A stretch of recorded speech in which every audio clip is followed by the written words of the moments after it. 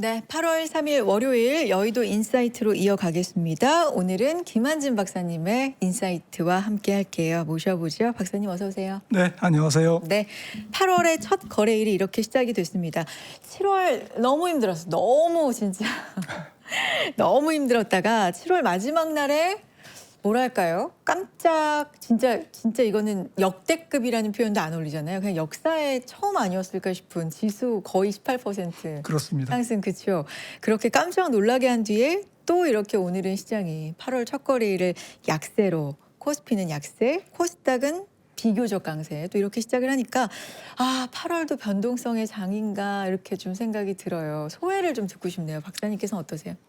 네, 네. 급락 이후에 뭐 7월 30일 날 말씀하셨듯이 지난주 금요일 날 17% 코스피가 상승했기 때문에 네. 오늘 조정은 뭐 자연스러운 숨고르기라고 보셔야 될 것 같고요. 코스닥으로 조금 매기가 이동한 것은 뭐 가벼우니까요. 네. 그리고 사실은 코스닥이 더 많이 빠졌습니다. 그동안 사실 코스닥 지수가 연초 지수가 안 되니까요. 그렇죠. 그래서 뭐 전체적으로는 뭐 약간 순환매라는 관점에서는 긍정적이지만 뭐 관전 포인트는 결국에는 계속 코스피가 저점을 높이면서 뭐 반도체죠. 반도체가 저점을 높이면서 매물 소화 과정을 거치겠느냐, 거칠 것인가라는 데 초점이 있죠. 사실 7월 달 이렇게 급락했기 때문에 단번에 올라가기는 어려울 겁니다. 뭐 지난주 금요일 날도 17%, 오늘도 10%. 그쵸. 뭐 이렇게 지수가 이렇게 올라갈 수는 없잖아요. 그래서 조금 굉장히 놀랬기 때문에 충격적이었기 때문에 지금 굉장히 뭐 좀 이게 그 심리적으로 뭔가가 이렇게 다져지려면 시간도 필요하고 또 실제로 매물대도 뭐 지수대마다 계속 조금 많이 쌓여 있을 거고 또 신용 매물도 또 레버리지 매물도 지금은 안전권에 이제 완전히 이제 그 벗어나 있다 안전권으로 그렇게 보기는 어렵잖아요. 지금 뭐 담보 비율이 굉장히 조금 마지널한 그런 계좌도 있을 거고 이러니까 흔들릴 때마다 조금 시장의 매물을 뿜어대는 그런 과정이 조금 지속될 것 같은데 통상은 이제 이런 그 급락 이후의 반등 추세는 저점을 높이느냐라는 게 중요하고 네. 또 기술적 분석으로 제가 좀 그런 얘기를 드리기는 좀 그렇지만 거래량이 그렇게 많이 터지지 않느냐. 오늘 같은 경우 보면 거래량이 줄었어요. 그 얘기는 대량 매물이 어느 정도는 지난주로 소화가 됐다 이렇게 해석을 할 수 있겠죠. 네. 그 지난주 마무리하면서 지수가 그렇게 오르고 시총 상위 종목들이 상한가를 찍는 걸 보고 물론 와 하고 약간 도파민처럼 왜냐면 위쪽이니까요. 그래도 그랬지만 내심 이 정상인가? 그러니까 내릴 때도 그렇고 올라갈 때도 그렇고 변동성이라는 게 진짜 우리 증시의 핵심 키워드가 됐구나라는 생각을 했는데 지난 7월 20일경에 출연해 주셨을 때 반도체로 쏠렸던 모멘텀 수요 또 신용 융자 청산에 따른 과밀화 해소 과정이라고 그 당시에 조정을 좀 분석해 주신 바가 있거든요, 박사님. 그럼 지금 쏠림은 어느 정도 뭐 해소 단계라고 보시나요? 변동성에 대해서는 또 어떻게 생각하시는지 궁금하고요. 제가 뭐 네. 데이터를 정밀하게 들여다보진 않았습니다만은 직관적으로 봤을 때는 한 50%에서 70%는 좀 그 레버리지가 해소된 것 같고요.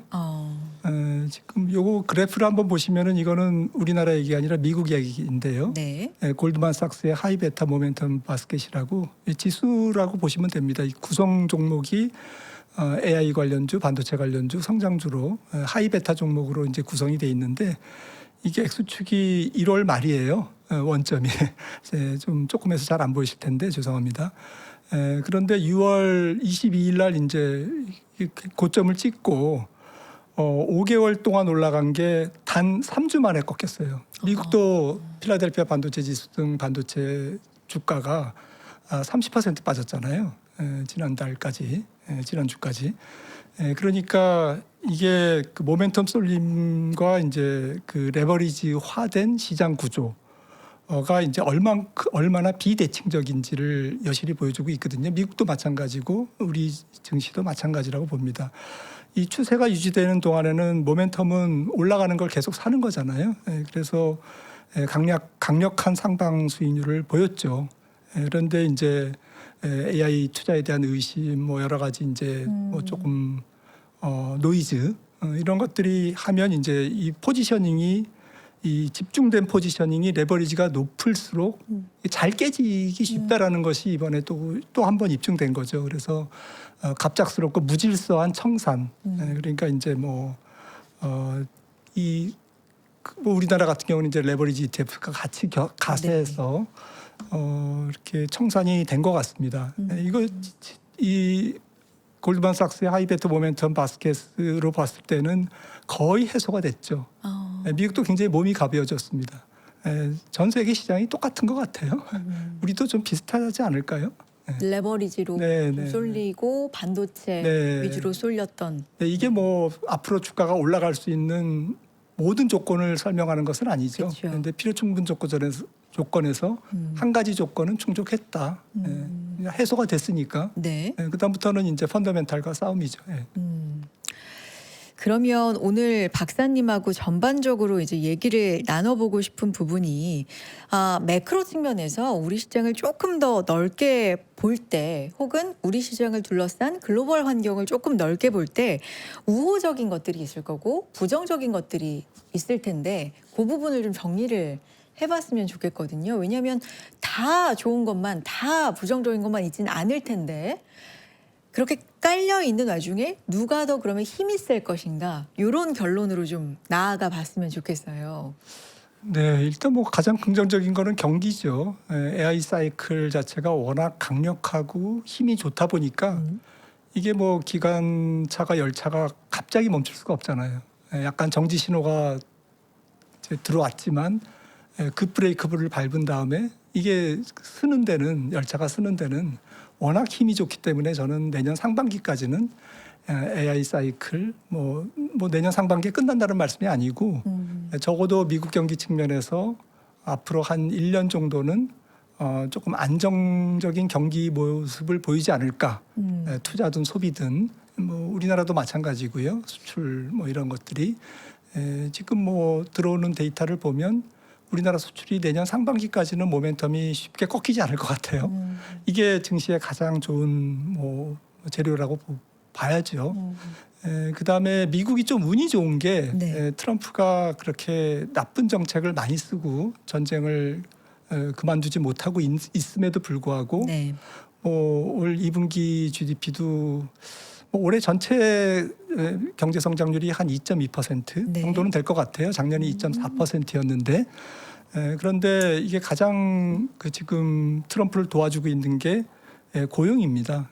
지금 이 차트를 한번 보시면은 재작년 2024년부터 26년까지 지금 이민자 수가 지금 미국에서 밖으로 나간 사람들, 녹색은 이제 미국으로 들어오는 사람들, 중간에 진한 파란색 선이 이제 네트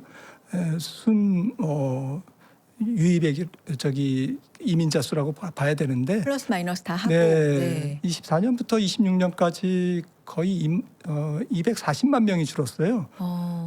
우리가 경제에서 실업률을 그대로 유지하기 위한 일자리 창출수를 봅니다.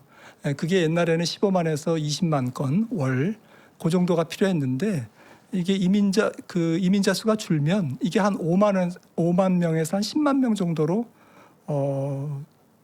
감소한 것 같아요. 그러니까 4.2%이지 않습니까? 실업률이 4.2%, 4.3%를 유지하는데 옛날에는 20만 건 정도의 일자리가 나와야 되는데 나와줘야 했는데 지금은 이제 한 5만에서 10만 건 정도만 유지돼도 실업률이 올라가지 않는다는 얘기죠. 이게 중립 실업률이라고 제가 지금 좋아하는 건데 트럼프가 운이 좋은 거죠. 그래서 미국 고용은 좀 구조적으로 균형을 유지할 가능성이 높다라는 거고요. 물가 측면도 지금 뭐 금리를 들썩이게 만들기 때문에 가장 중요한 변수인 것 같아요. 그런데 이거는 좀 좋은 것과 나쁜 게 뒤섞여 있어요. 그래요. 사실은 레벨이 높다는 것 자체는 5년간 지금 2%의 연준의 물가 목표를 지금 계속 웃돌고 있잖아요. 이거는 악재죠. 주말 사이에 그 연준에서도 3명인가요? 이렇게 이번에 인상을 해야 된다라고 던졌던 위원들이 계속적으로 메시지를 좀 네, 냈더라고요. 베세머기나 네. 닐 캐시컬이나 뭐 네. 그 세 분이죠. 지금 인상 안 하면 나중에는 물가 잡는데 뭐 더 네. 걸릴 수도 있다 이런 식의 얘기를 좀 했더라고요. 2%의 물가가 지금 5년째 지금 뭐 3%대에서 놀고 있으니까 당연히 이제 그렇게 생각하는 건 지극히 상식적인데 조금 고민이 있을 거예요. 그분들도 그렇게 얘기하지만 또 이제 좀 비둘기파 이제 연준 위원들도 들을 포함해서 전체적으로는 미국 GDP의 갭이 지금 소폭 마이너스에서 지금 거의 0에 가까워요. 그러니까 물가를 근본적으로 수요 측면에서 올릴 수 있는 압력이 그렇게 높지 않습니다. 그러니까 4.2%의 실업률과 굉장히 아직까지는 괜찮은 소비 여력에도 불구하고 이렇게 수요 인플레이션이 약하다라는 것은 연준 위원들로 하여금 금리를 한 번쯤은 올릴 수 있다. 왜냐하면은 2% 목표에 너무 높게 지금 떨어져 장기간 고공에서 머물고 있으니까 네. 한 번 올릴 수는 있지만 이거를 연속해서 올릴 정도로 미국의 매크로 상황이 굉장히 긴박한 거냐. GDP 갭 면에서는 그렇지 않다라는 거고요. 거의 한 0에서 마이너스, 소폭 마이너스니까요. 또 임금 상승률이 전에도 한번 말씀드렸듯이 기대 인플레이션을 거쳐서 물가의 악순환으로 가고 있잖아요. 그러니까 임금 상승률이 3% 정도인데 지금 사실 소비자 물가는 그 임금 상승률로 끌려 올라가는 게 아니거든요. 지난달에 4.2% 5월달에 굉장히 높았었는데 미국 물가 상승률이 이게 에너지 가격 때문에 이게 굿즈 때문에 올라간 거지 서비스 때문에 올라간 건 아니거든요. 그래서 서비스 특히나 이제 집을 빼면 지금 임금이 약하기 때문에 서비스 인플레이션이 굉장히 지금 그래도 낮아지는 추세고 또 상품 물가 상승분은 일부 이게 흡수하고 있다라는 얘기입니다. 그래서 연준 위원들 입장에서는 뭐 연속해서 금리를 올려야 될 정도로 지금 긴박하냐 네. 그렇지는 않다라는 거고요. 그러니까 물가는 조금 섞여 있습니다. 조금 좋은 것과 안 좋은 게 섞여 있고요. 또 뭐가 있을까요? 근데 물가가 높아서 채권 자경단이 출몰했다라는 위에 네 제목이 좀 있는데요. 네. 네. 그렇죠. 10년물이 지금 4.7을 찍고 안 그래도 주말 사이에 미국이 일본과 함께 이제 엔화 뭐 방어 좀 안정에 공조했다 이런 이슈들이 이제 나왔잖아요. 여러 가지 면에서 좀 엮여 있는 것들이 있죠. 이 부분 설명 좀 부탁드려요. 그렇죠. 네. 일단 채권 자경단은 이제 은행이나 중앙은행이나 정부가 인플레이션에 혹은 재정 적자에 적절하게 대응하지 않았을 때 좁게는 뭐 헤지펀드 뭐 궁극적으로는 연기금 이런 장기 채권 보유자들이 채권을 이제 시장에다 내다 팔므로써 우리의 자산은 우리가 지킨다, 좀 질서를 유지한다, 응징한다 이런 의미의 이제 에디아데니가 이렇게 처음으로 사용한 용어인데. 그러니까 채권을 내다 팔면서 네. 그걸로 의사 표현하는 네. 거죠. 그러면 네. 가격은 네. 떨어지고 금리는 올라가겠네요. 예. 네. 지금 트럼프의 정책이 감세, 전쟁, 그리고 관세로 인한 재정 수입을 관세 수입을 그대로 그냥 올해 재정 지출로 네. 지금 흘려 보내고 있잖아요. 이거는 장단기 금리 스프레드가 올라가고 채권 시장에서 기간 프리미엄 조금 금리를 높이는 그러한 근본적인 기간 프리미엄이 올라가게끔 만드는 정책이거든요. 트럼프가 쓰는 지금 모든 정책은 금리를 올라가게끔 만드는 네. 정책이에요. 그러면서 연준한테는 금리를 내려라. 그렇게 얘기하니까 이제 굉장히 모순적이니까 채권 자경단 채권 보유자로서는 너들 틀렸어. 백악관 그다음에 연준 특히나 이제 이번에 케빈 러시가 이제 약간 비둘기였는데 그거를 이제 드러냈잖아요. 시장이 지난번에 제가 말씀드렸죠. 시장이 금리가 올라가지고 시장 금리가 올라가지고 연준이 할 일을 시장이 하고 있다. 알아서. 네. 네. 그러면 너는 뭐 할 건데? 근데 기자 질문에 이제 약간 조금 스텝이 엉킨 거잖아요. 그러면서 그날 금리가 폭등했습니다. 이제 이렇듯이 중앙은행이 연준이 제대로 할 일을 못했을 경우에 시장은 지금 굉장히 조금 언제든지 오늘 내다팔 준비가 되어 있다라는 것이 이번에 또 입증 드러났죠. 네네네.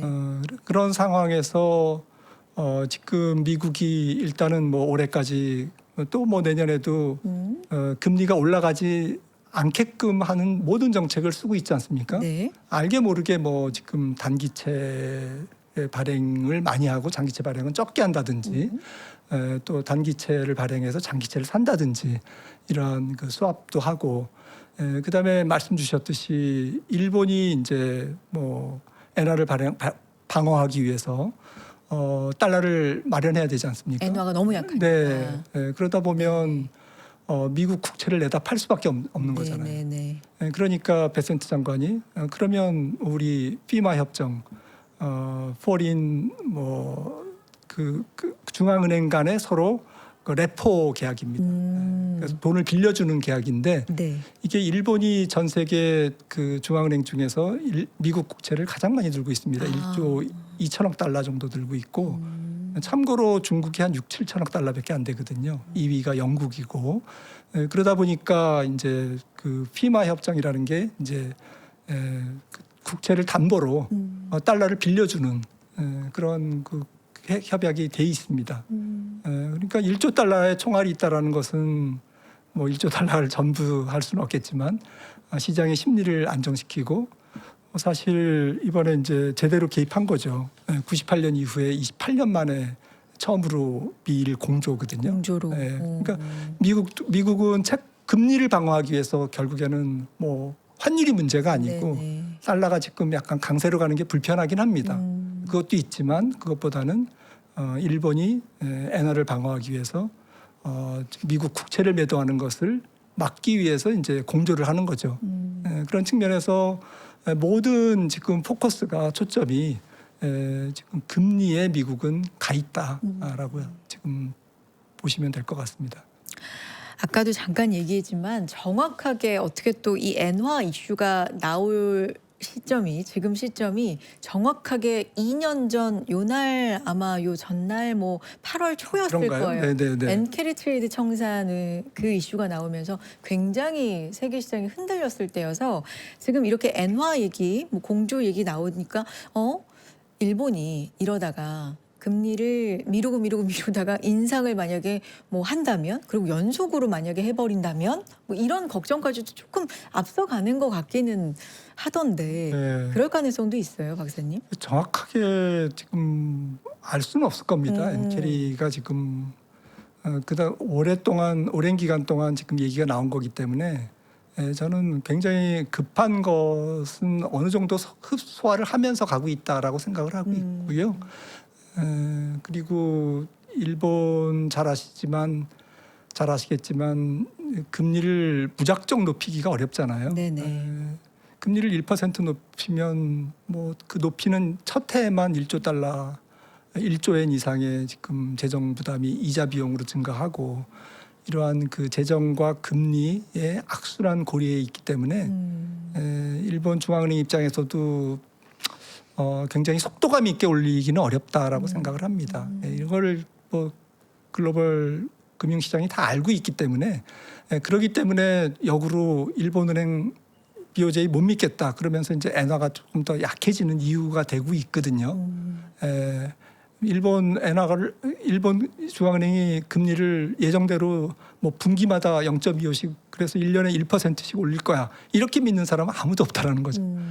그러다 보니까 엔화가 잘 안 떨어지고 있는 건데 이거를 지금 미일 공조로 물리적인 힘을 통해서 완력으로 지금 끌어내리는 그런 작업을 하고 있는 거고요.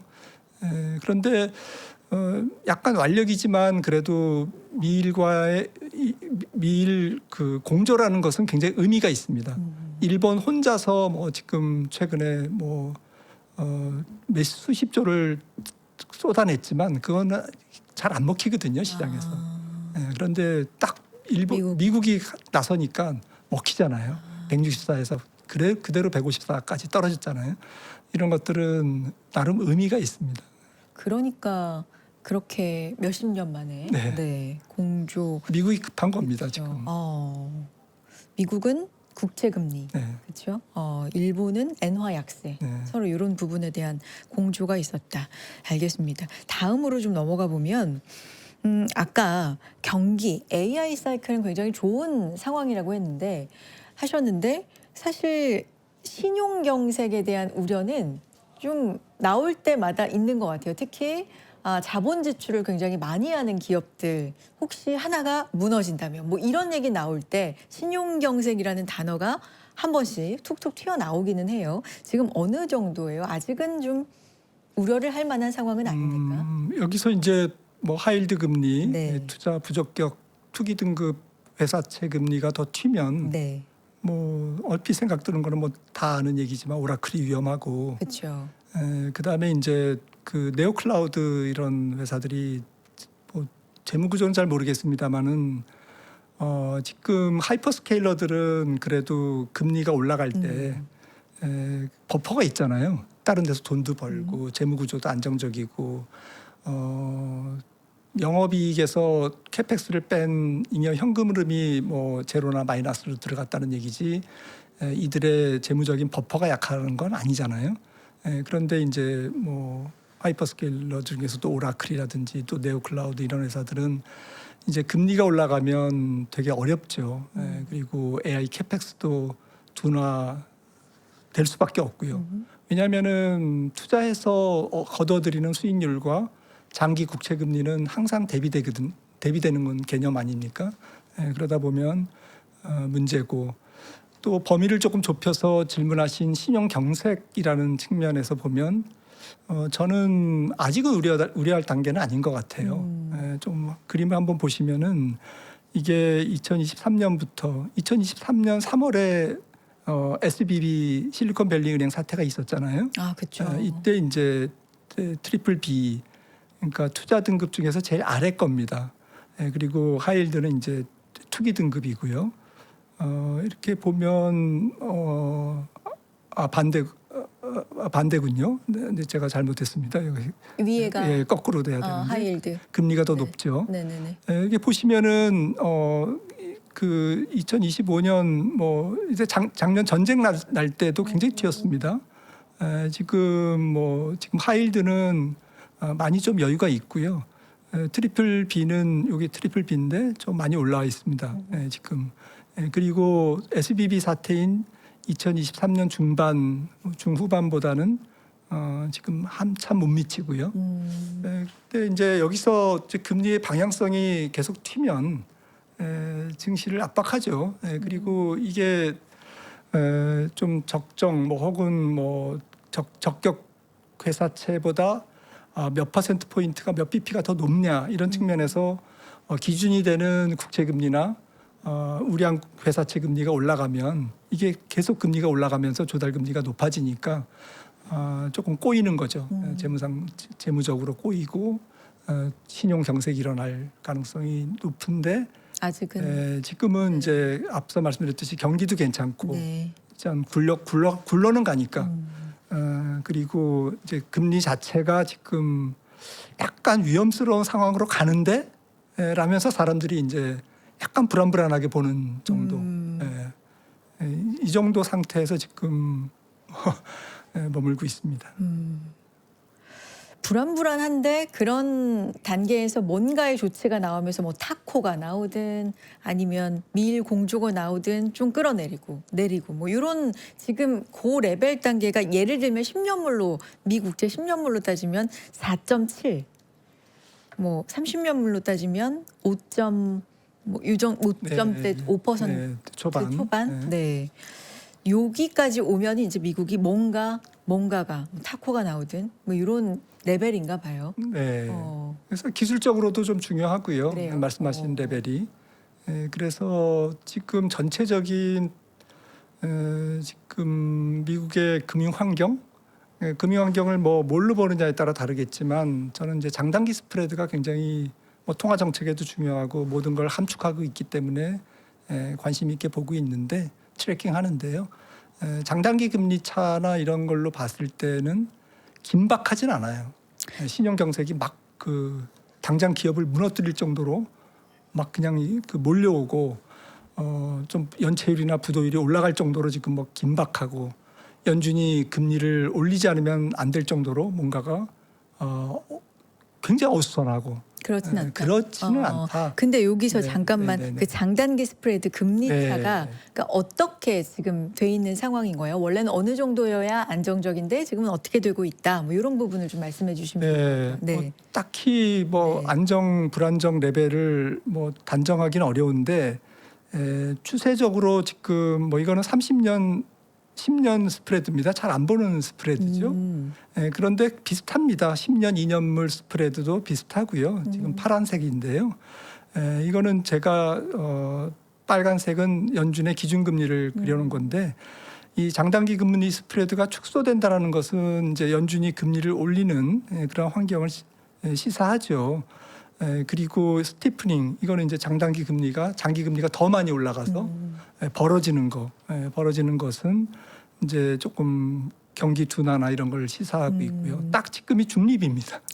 그러니까 경기 그것도 둔화를 참, 시사하고 네. 있지 않고 금융 환경이 굉장히 조금 뭔가가 꼬이고 있다 이런 것들로 시사하지 않고 어디로 갈까? 일로 갈까 저로 갈까 돌아서 삼각지로 갈까 뭐 지금 이제 이런 상황이고요. 그런데 이제 30년물이 지금 시장에서 조금 주목을 받았기 때문에 그쵸. 제가 30년 10년을 가지고 나온 건데 30년물 금리가 뭐 조금 오른다고 해도 채권 시장은 굉장히 뭐 경합은 합니다. 굉장히 긴 만기의 금리가 몇 bp만 올라도 가격이 크게 변동하는 거니까 시장은 경기를 일으키는데 그게 반드시 긴축을 의미하는 것은 아니에요. 30년물이 뭐 한 5.3, 4 이렇게 간다고 해서 뭐 시장이 흔들릴 수는 있지만 연준이 그걸로 인해서 당장 금리를 올려야 돼 이런 거는 아니다라는 거죠. 지금이 이제 중립적인 수준이라는 거고요. 다만 아까도 말씀드렸듯이 장기금리 상승이 불편한 이유는 지금 당장의 통화 정책이나 경기에 대한 영향보다도 AI 캐펙스에 부정적이기 때문에 결국에는 이제 경기를 건드리는 변수라는 거고요. 투자자분들이 흔히 보시는 10년, 2년 스프레드입니다.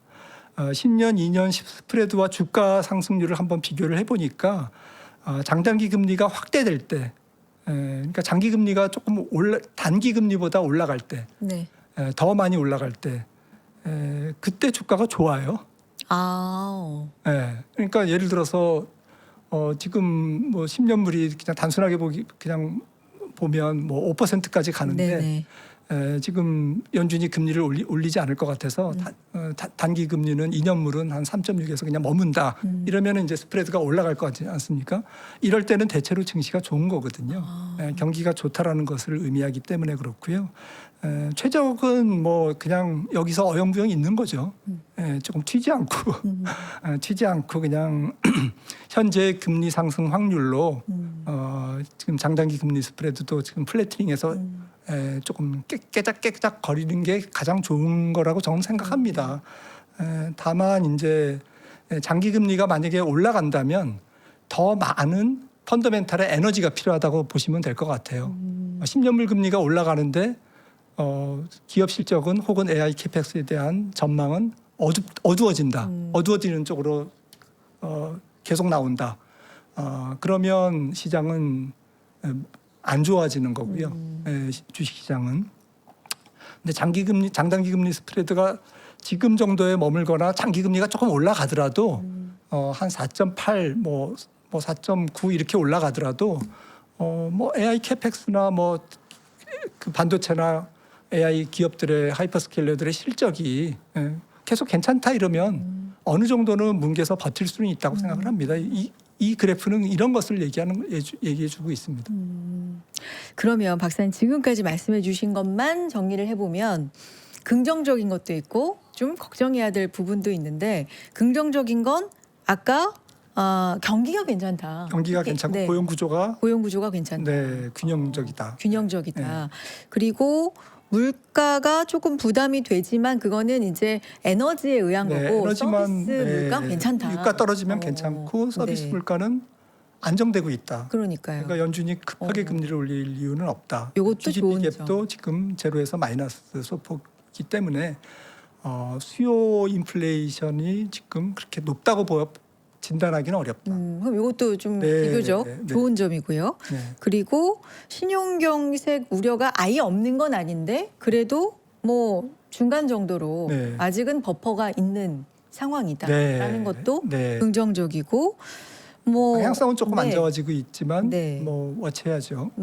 그러면 안 좋은 거라고 이제 보시는 건 아까 뭐 채권 자경단 그럼 아무래도 10년물도 30년물도 좀 튀는 흐름들 그다음에 하이힐드가 만약에 여기서 더 튄다면 네. 좀 AI 네. 투자에 대한 압박이 투자 심리가 투자 좀 심리가. 어려워질 것 같습니다. 네. 뭐 이런 부분들을 이제 짚어주셨는데 그럼 이제 결론적으로 서서히 가야 되는데 그래서 긍정과 부정이 이렇게 있을 때 뭐가 더 힘이 셀 것인가에 대해서는 이건 진짜 예측이 어렵죠. 근데 분석을 그럼 어떻게 해야 될까요?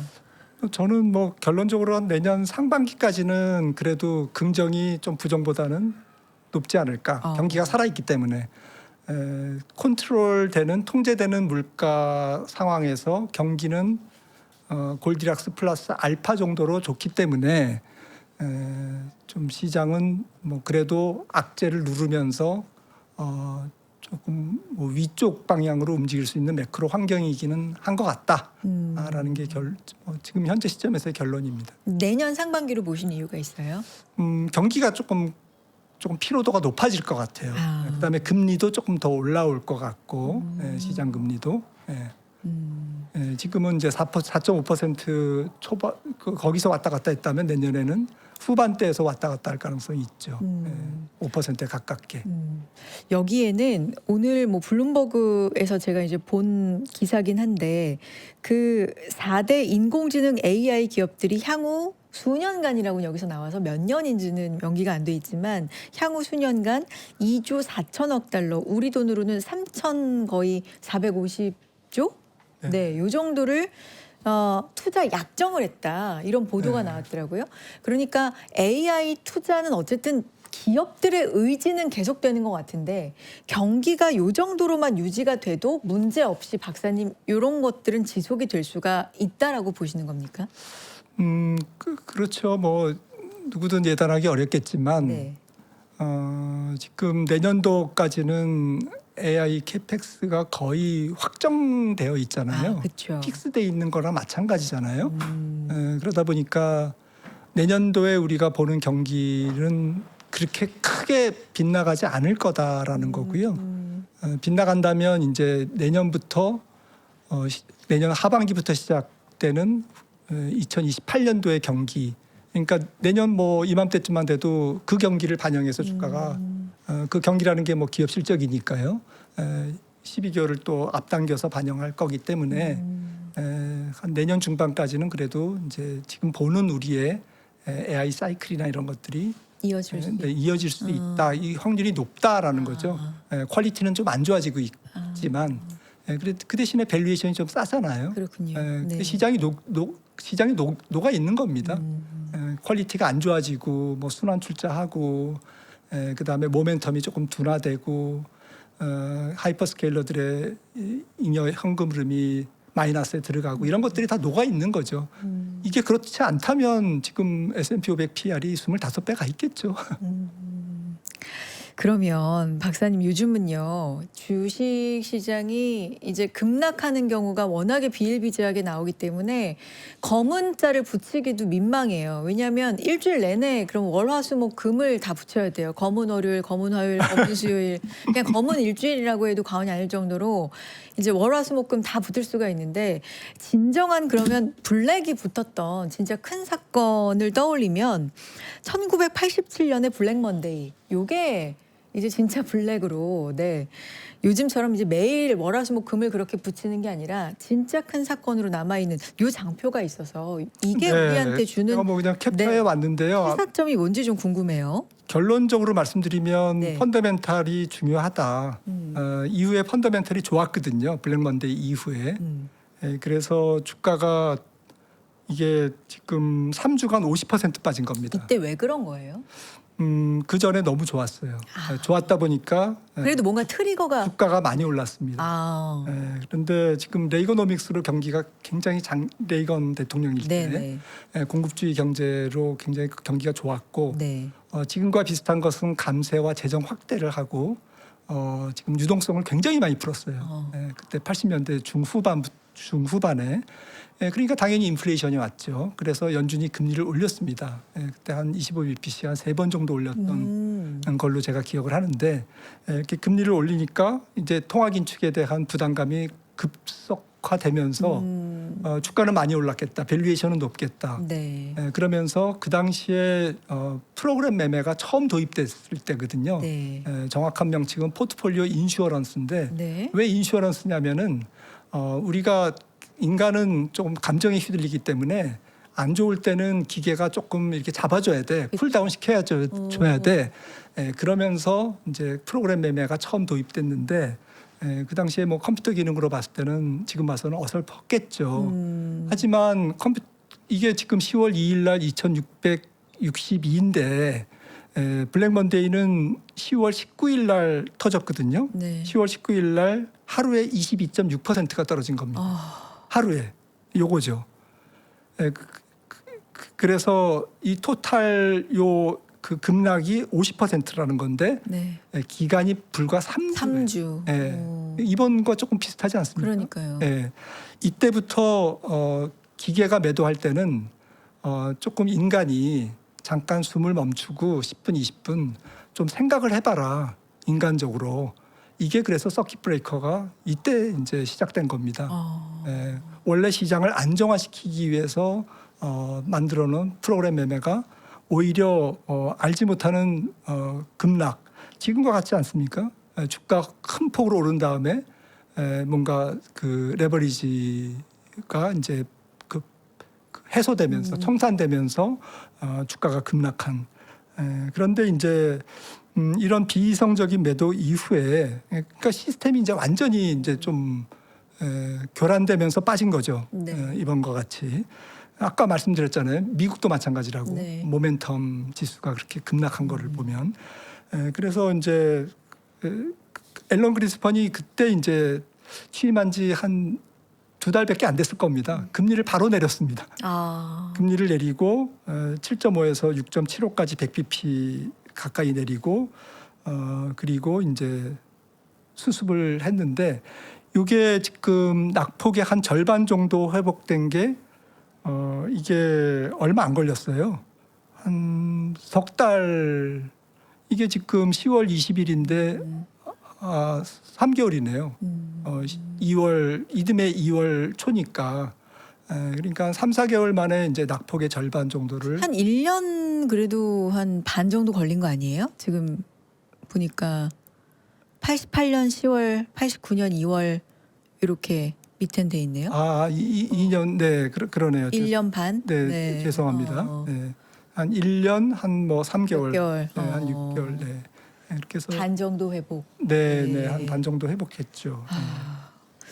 네, 그래서 제일 뭐 이 사태가 주는 교훈은 첫째는 아무리 펀더멘탈의 문제가 없어도 네. 멀쩡해도 네네. 쏠림과 레버리지 구조화된 쏠림 이런 것들은 조정을 불러일으킬 수밖에 없다라는 교훈이고 네. 한 가지는 이제 펀더멘탈의 문제가 없다면 경기 사이클이나 우리가 보는 반도체 AI 경기 사이클에 문제가 없다면 이번에도 조금 수급혼란은 7월로 마무리되고 8월부터는 정상적인 펀더멘탈을 쫓는 그런 증시가 되지 않을까라는 것을 이제 조금 교훈 삼아 말씀드리려고 가지고 나왔습니다.